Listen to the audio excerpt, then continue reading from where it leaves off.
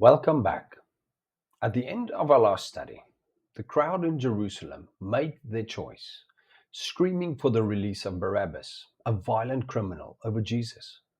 Pontius Pilate, the Roman governor, knows Jesus is innocent, but he's losing control of the volatile situation. We now enter the final dark phase of Jesus' trial, a scene filled with mockery, brutality, and political maneuvering. Pilate, in a desperate attempt to satisfy the crowd's bloodlust without executing an innocent man, has Jesus brutally flogged. The Roman soldiers then mock Jesus' kingship, twisting a crown of thorns, draping him in a purple robe, and striking him while chanting, "Hail, King of the Jews." Pilate then brings the battered and bleeding Jesus out before the crowd, declaring, "Behold the man." He hopes this pathetic sight will evoke pity and end the calls for crucifixion. Instead, the chief priests and officers cry out even louder, "Crucify him! Crucify him!"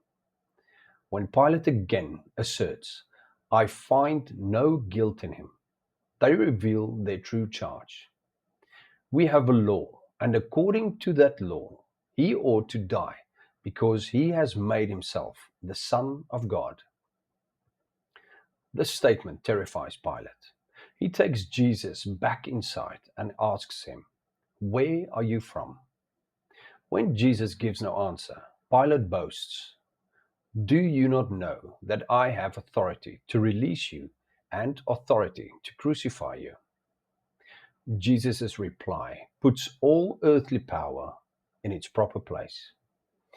"You would have no authority over me at all unless it had been given you from above." Pilate tries again to release him, but the leaders play the final political trump card.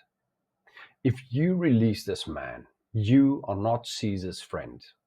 Everyone who makes himself a king opposes Caesar." They threaten to report Pilate to the paranoid emperor, Tiberius Caesar. This is the button Pilate cannot have pushed.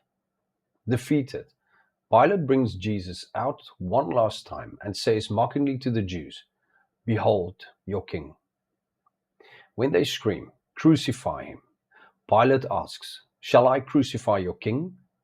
The chief priests respond with the ultimate acts of national apostasy. "We have no king but Caesar." At that moment, Pilate gives in and hands Jesus over to be crucified. The trial of Jesus reveals the bankruptcy of the world's system. We see religious hypocrisy that cares more for ceremony than for God Himself. We see political power that knows what is right but sacrifices justice for self-preservation. And we see mob mentality that chooses a murderer over the Messiah.